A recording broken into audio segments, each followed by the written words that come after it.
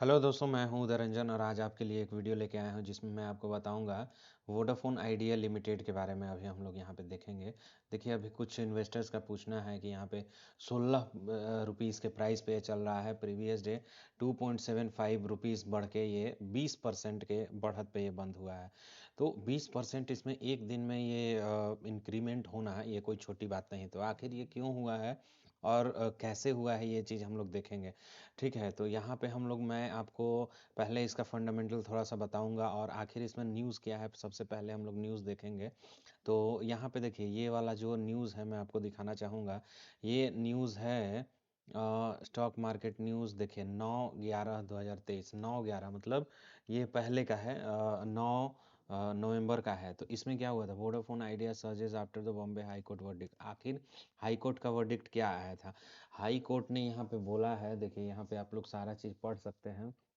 देखिए, Bombay high court which commanded the income tax department to refund rupees 1128 crore, मतलब इतना 1128 करोड़ ये हाई कोर्ट ने बोला है कि टेलीकॉम कंपनी आइडिया को इनकम टैक्स से रिफंड मिलना चाहिए। ये देखिए यहाँ पे कमांडेड लिखा हुआ है, commanded the income tax department to refund इतना। तो यहाँ पे देखिए, ये अगर 1128 करोड़ इसको वापस आता है। यहाँ पे सब लोग का, यहाँ पे बहुत सारा न्यूज़ है, यहाँ पे देख लीजिएगा।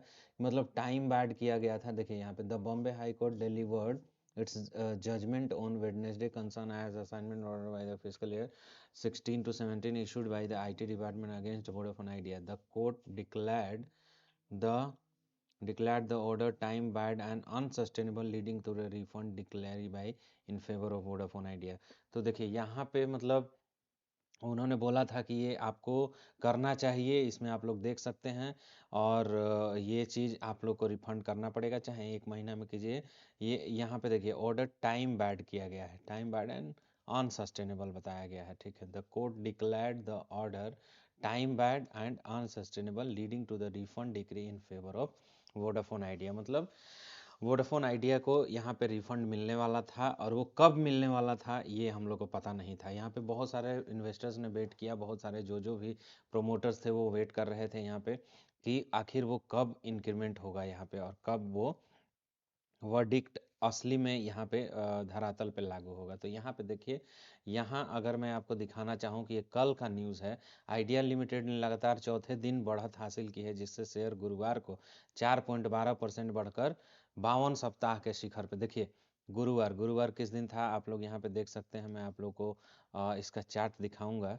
ठीक है, 18 दिसंबर, 18 नहीं 25 दिसंबर का तो ये है। 25 से अगर यहाँ पे 1 डे का मैं चार्ट लगाता हूँ तो देखिए, 1 डे 1 वीक का मैं लगा लेता हूँ। तो फ्राइडे सैटरडे को हो गया 29,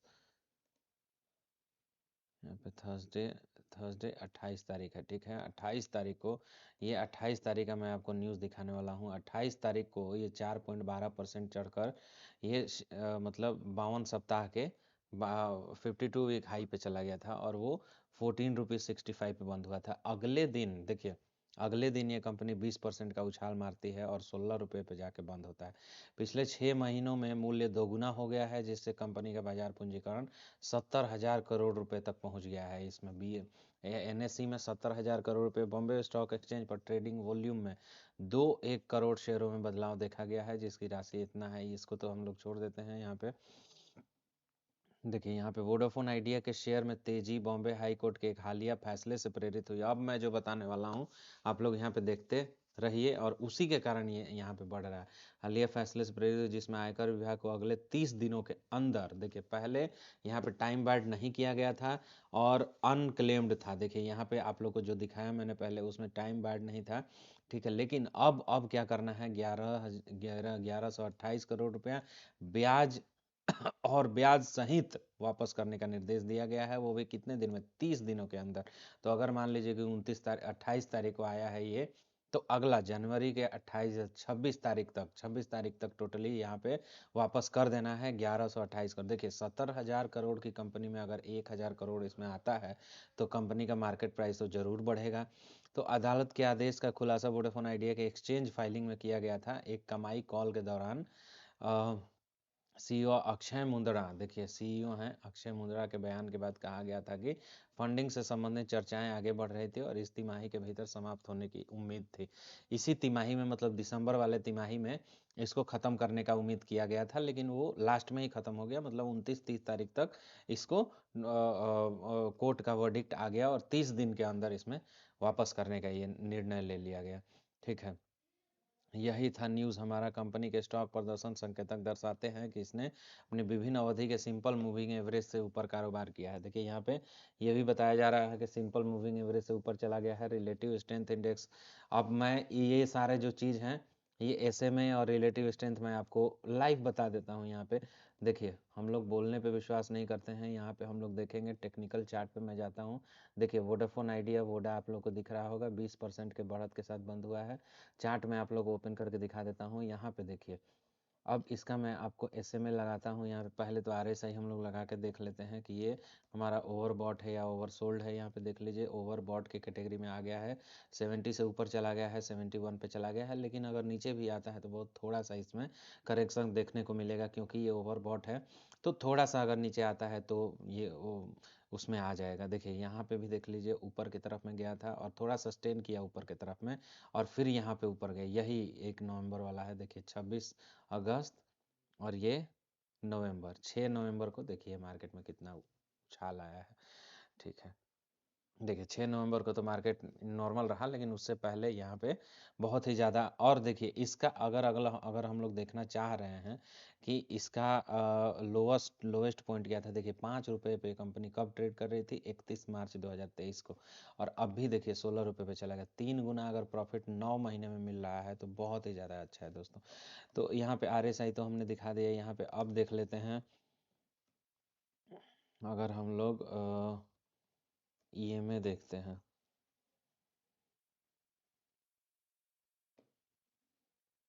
ये मैं क्रॉस में लगा देता हूँ। देखिए ये मैं क्रॉस ऊपर की तरफ में बता रहा है। अब तो सब चीज़ इसमें पॉजिटिव बताएगा ही। अक्यूमुलेशन डिस्ट्रीब्यूशन देख लेते हैं। यहाँ पे अक्यूमुलेशन की ओर में, अक्यूमुलेशन डिस्ट्रीब्यूशन में, अक्यूमुलेशन की ओर में ज़्यादा ये टिल्ट हुआ है, तो मतलब इसमें अक्यूमुलेशन हो रहा है। अब बात अब बारी है कि ये जो मूवमेंट है ये सस्टेनेबल है या नहीं। न्यूज़ के बदले न्यूज़ आया और मार्केट ऊपर हो गया, और उसके बाद हम यहाँ से मार्केट में कोई सेल करके निकल जाएगा, इन्वेस्टर फंस जाएंगे। तो यहाँ पे ये सस्टेनेबल है कि नहीं, इसको हम लोग देख लेते हैं। सबसे पहले मैं आपको दिखाना चाहूँगा यहाँ पे वोडाफोन आइडिया। इसका अगर हम लोग देखेंगे कि देखिए करंट प्राइस 16 पे चल रहा है, मार्केट कैपिटलाइजेशन 77,000 करोड़ रुपए का है। 16 रुपये 2 पे इसका हाई है और 5.70 पे इसका लो है। चलिए इसका हम लोग यहाँ पे देख लेते हैं कि ये कंपनी कितनी सस्टेनेबल है। चलिए यहाँ पे देखिए प्रॉफिट लॉस, इसका अगर हम लोग सबसे पहले सेल की बात करें तो देखिए लगातार ग्रेजुअली ये कम से कम बढ़ रहा है। 41,900 से 38, 42,500 हुआ है। चलिए देखते हैं नेट प्रॉफिट हम लोग देख लेते हैं। नेट प्रॉफिट यहाँ पे माइनस में था 44,000 करोड़, फिर माइनस में 28,000 करोड़, और इसमें अगर 1,000 रुपये आता है तो थोड़ा मार्केट इसमें तो प्राइस बढ़ेगा ही बढ़ेगा। ठीक है, अभी मार्केट में इसका अच्छा खासा परफॉर्मेंस नहीं है, क्योंकि ये और भी ज़्यादा माइनस में गई है। तो मेरे हिसाब से दोस्तों ये सस्टेनेबल नहीं है। और 10 ईयर्स में देखिए 7%, 3 ईयर्स में 4 टू -2%। हालांकि ये शॉर्ट टर्म में बढ़ रहा है, लेकिन लॉन्ग टर्म के लिए मैं इसको अच्छा नहीं बताऊंगा। और लोग सोच रहे होंगे कि ये मल्टी बैगर शेयर बनेगा आगे जाके, तो ऐसा कोई बात नहीं है। देखिए दोस्तों क्यों, क्योंकि इसका इन्वेस्टमेंट देखिए, अगर मान लीजिए कि टेलीकॉम कंपनी कोई भी है, तो वो अगर लगातार इन्वेस्टमेंट करती है तभी जाके यहाँ पे हम लोग मानते हैं कि पॉजिटिव है। यहाँ पे लैंड लेती है, वहाँ पे टावर्स लगाती है, तो वो टावर्स अभी नहीं लग रहे हैं। इसका इन्वेस्टमेंट देख लीजिए, पहले कितना 1,000 करोड़ था, 1,979 करोड़ रुपए होता था, जो कि 4 करोड़, 5 करोड़, 6 करोड़, 4 करोड़, ये क्या है, ये कुछ भी नहीं है। अगर इसमें इन्वेस्टमेंट नहीं हो रहा है, इसका मतलब ये सारा चीज़ उसके प्रॉफिट को, वो जो लॉस हो रहा है उसको ये ख़त्म करने में अपना लगा रहा है। देखिए अगर हम लोग बोरोइंग्स देखें तो बोरोइंग्स देखिए इसका कितना बढ़ गया है, 49,000 करोड़ से इसका 240,000 करोड़ हो गया। आप किस हिसाब से बोल रहे हैं, और कोई भी किस हिसाब से बोल सकता है कि ये कंपनी अच्छी है, बिल्कुल अच्छी नहीं है। और यहाँ पे मेरा मेरा अगर यहाँ पे अगर रिसर्च देखा जाए तो मेरे हिसाब से ये कंपनी एकदम ही अब डूब चुकी है। और इसमें हालांकि न्यूज़ के चलते मार्केट बढ़ रहा है, लेकिन वो सस्टेनेबल नहीं है आगे जाके। देखिए जो कंपनी बोरोइंग्स कर रही है इतनी ज़्यादा, 49,000 करोड़, पहले भी था 125 करोड़ था, 27 करोड़ था, लेकिन उसमें इन्वेस्टमेंट देखिए, इन्वेस्टमेंट 8,000 करोड़ वो कर रही थी, लेकिन अभी बोरोइंग्स ज़्यादा कर रही है 240 करोड़, लेकिन इन्वेस्टमेंट कुछ भी नहीं है। तो इसका मतलब ये ठीक नहीं है। देखिए फिक्स्ड असेट तो उसके उतने ही हैं जितने थे, वो थोड़ा सा ज़्यादा बढ़ा है, उससे कोई लेना देना नहीं है।